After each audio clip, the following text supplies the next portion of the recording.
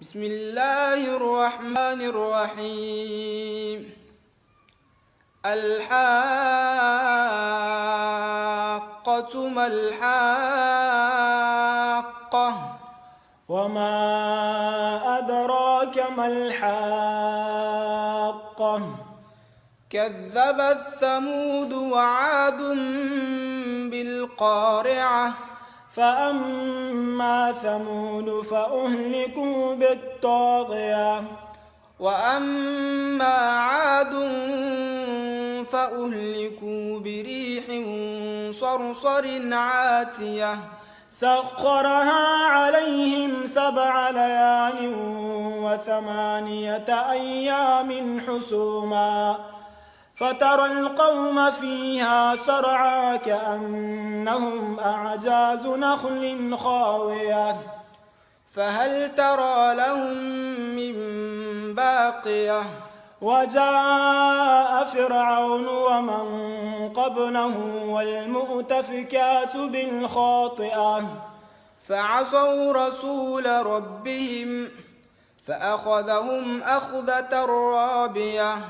إنا لما طغى الماء حملناكم في الجارية لنجعلها لكم تذكرة وتعيها أذن واعية فإذا نفخ في الصور نفخة واحدة وحملت الأرض والجبال فدكتا دكة واحدة فيومئذ وقعت الواقعة وانشقت السماء فهي يومئذ واهية والملك على أرجائها ويحمل عرش ربك فوقهم يومئذ 8 يومئذ تعرضون لا تخفى منكم خافية فأما من أوتي كتابه بيمينه فيقول هاؤم اقرءوا كتابيه إني ظننت أني ملاق حسابيه فهو في عيشة راضية في جنة عالية قطوفها دانية كلوا واشربوا هنيئا بما أسلفتم في الأيام الخالية وأما من أوتي كتابه بشماله فيقول يا ليتني لم أوت كتابيه ولم أدر ما حسابيه يا ليتها كانت القاضية ما أغنى عني ماليه هلك عني سلطانيه خذوه فغلوه ثم الجحيم صلوه ثم في سلسلة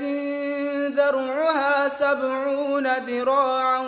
فاسلكوه إنه كان لا يؤمن بالله العظيم ولا يحض على طعام المسكين فليس له اليوم هاهنا حميم ولا طعام إلا من غسلين لا يأكله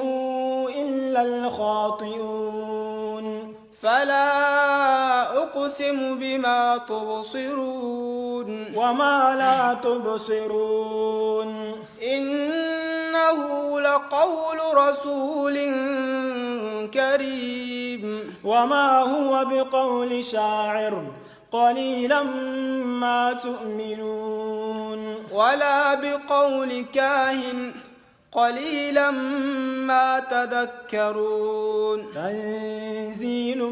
من رب العالمين ولو تقول علينا بعض الأقاويل